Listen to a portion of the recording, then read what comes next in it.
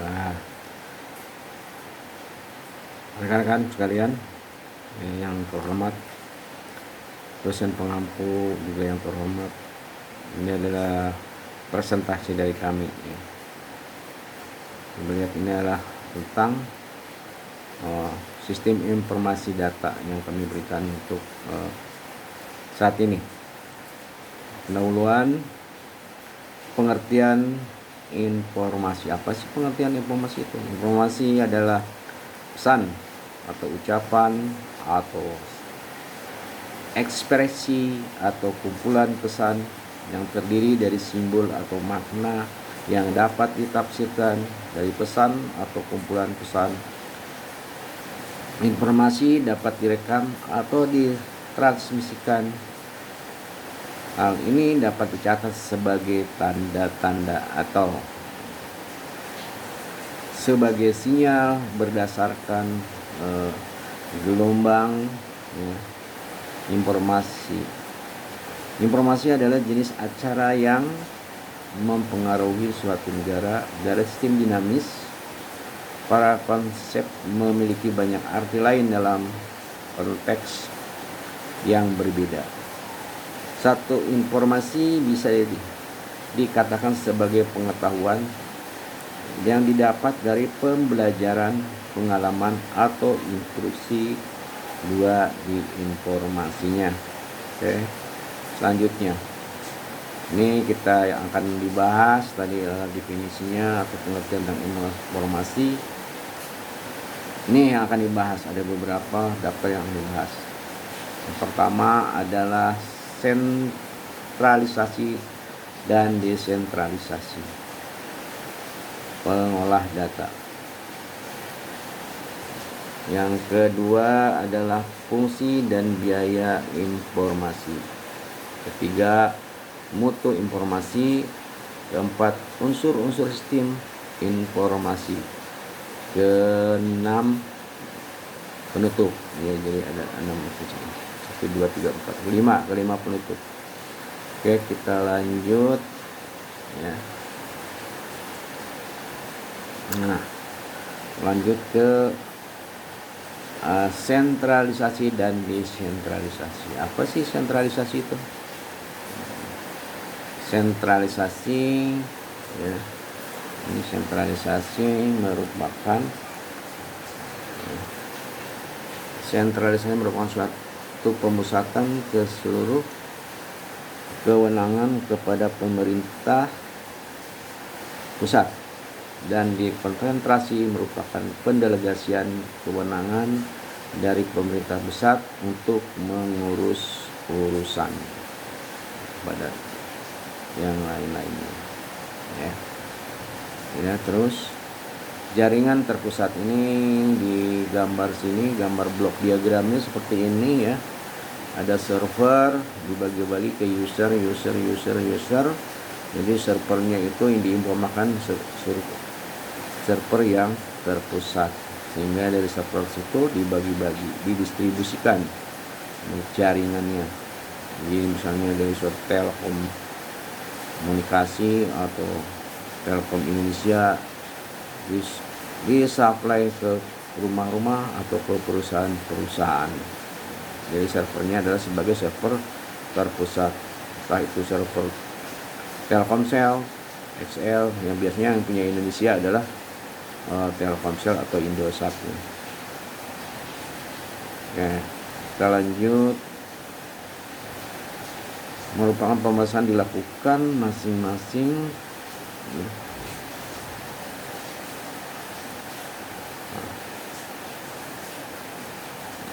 Selanjutnya adalah sistem informasi desentralisasi. Apa sih sistem informasi desentralisasi itu?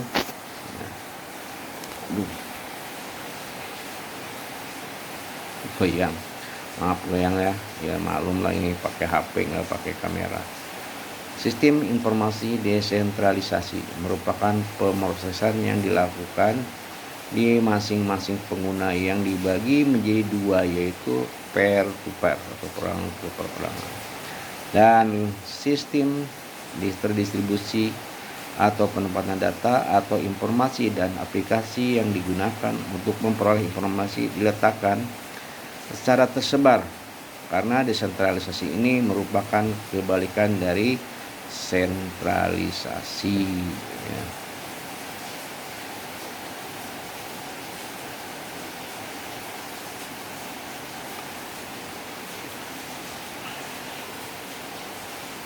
Selanjutnya, ini gambar sistem informasi desentralisasi yang terdistribusi. Dari data terdistribusi ini, yang atas adalah ini, kita lihat ini gambarnya. Kita di sini mana ini jarum panahnya, lihat panahnya, ini panahnya.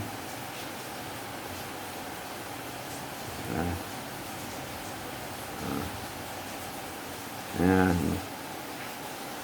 ini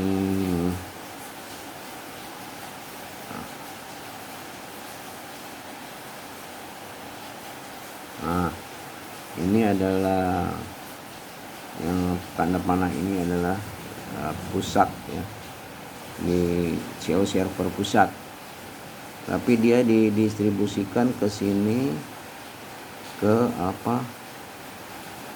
penyewaan, ke penyewaan masuk ke backup ke cabang, dari cabang langsung backup ke PC, dari PC balik lagi ke sini dilaporkan. Begitupun yang lainnya sama ya, dari pusat, sentral pusat atau masuk ke cabang, masuk ke PC, dari PC balik lagi ke sini ke cabang lagi. Ini backup to server, jadi ada backup servernya. Misalnya kalau ini tidak berfungsi, nanti akan membackup ke seluruh ini, jadi ada cadangannya ya backupnya. Terus ini sama juga dari center pusat masuk ke sini langsung ke cabang, ini pun ke PC balik lagi ke sini. Jadi data terdistribusi namanya. Oke, kita lanjutkan adalah tentang biaya informasi. Biaya informasi itu ada beberapa biaya informasi ya. Kita bisa lihat biaya informasi. Ini satu, biaya perangkat keras. Jadi biaya perangkat keras itu apa? Nanti akan dijelaskan lebih lanjut. Yang kedua biaya analisis ya. Yang kedua biaya analisis dan pelaksanaan sistem. Yang ketiga adalah biaya untuk tempat dan faktor-faktor kontrol lingkungan. Ini faktor-faktor lingkungan. Terus biaya perubahan. Selanjutnya adalah biaya operasi. Ini adalah biaya informasi ya, yang perlu kita biayai kalau kita mempunyai server yang terpusat atau di perusahaan-perusahaan yang besar. Biayanya apa aja untuk informasi tersebut ya? Perangkat keras, untuk analisis, perancangan dan pelaksanaan sistem, biaya untuk tempat dan faktor-faktor kontrol lingkungan, biaya perubahan, biaya operasi. Salah satunya mutu. Sekarang apakah perlu kita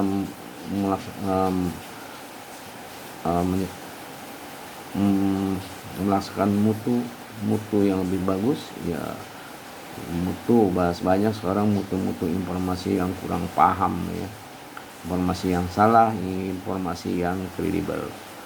Makanya ada tahapan atau level informasi dapat dipercaya atau hanya hoax atau hanya informasi biasa dari teman ke teman atau piece to piece.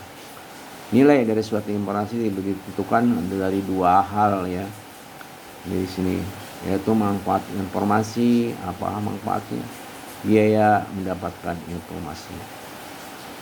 Seperti kita punya HP ya, untuk mendapatkan informasi kita harus beli kuota, ada biayanya, beli HP-nya juga dan lain-lain. Dikatakan bernilai bila manfaatnya lebih efektif dibandingkan dengan biaya pendapatkannya. Jadi nilai informasi itu akan lebih mahal atau lebih berharga daripada biaya informasi itu sendiri. Kita beli kuota misalnya 20.000 dan mendapatkan informasi yang bagus, mendapatkan informasi pekerjaan yang bagus sehingga kita dapat bekerja. Ya insya Allah dengan 20.000 kita bisa dapat gaji dan mempunyai pekerjaan yang tetap. Yang selanjutnya adalah informasi tidak dapat ditaksir keuntungannya. Ya. Jadi informasi tidak dapat ditaksir keuntungannya dengan nilai ruang. Jadi informasi itu keuntungannya dengan nilai uang tidak bisa, ya tidak bisa ditaksir dengan uang. Akan tetapi dapat ditaksir dengan nilai efektivitasnya. Efektif apa enggak? Ya. Dengan uang yang besar tapi tidak efektif ya percuma. Ya. Terus selanjutnya adalah pengukuran nilai informasi. Biasanya dihubungkan dengan analisis atau cost effectiveness atau cost benefit. Jadi pengukurannya di cost effectiveness atau cost benefit. Jadi efektif pembayarannya, cost benefit dan keuntungannya apa? Itu hitungan seperti itu. Benefit atau keuntungan. Selanjutnya adalah unsur-unsur sistem informasi. Apa sih unsur-unsur sistem manajemen informasi? Ya.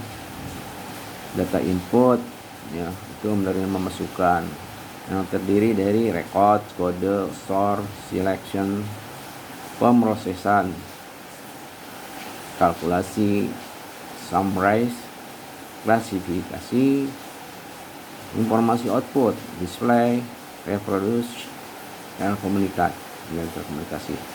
Ini adalah ada 3 macam data input, pemrosesan, informasi output. Satunya data input apa saja? Ini 1 record, 2 kode, 3 store, 4 select ya. Pemrosesan apa aja? Calculate, summarize, classify. Informasi output, display, reproduce, communicate ya, communicate. Jadi informasi untuk sistem informasi hanya itu secara garis besar yang perlu saya sampaikan. Dengan yang bisa saya sampaikan mudah-mudahan bermanfaat bagi saya dan rekan-rekan semuanya. Buat oleh saya sendiri NIM-nya 8720318556. Assalamualaikum warahmatullahi wabarakatuh.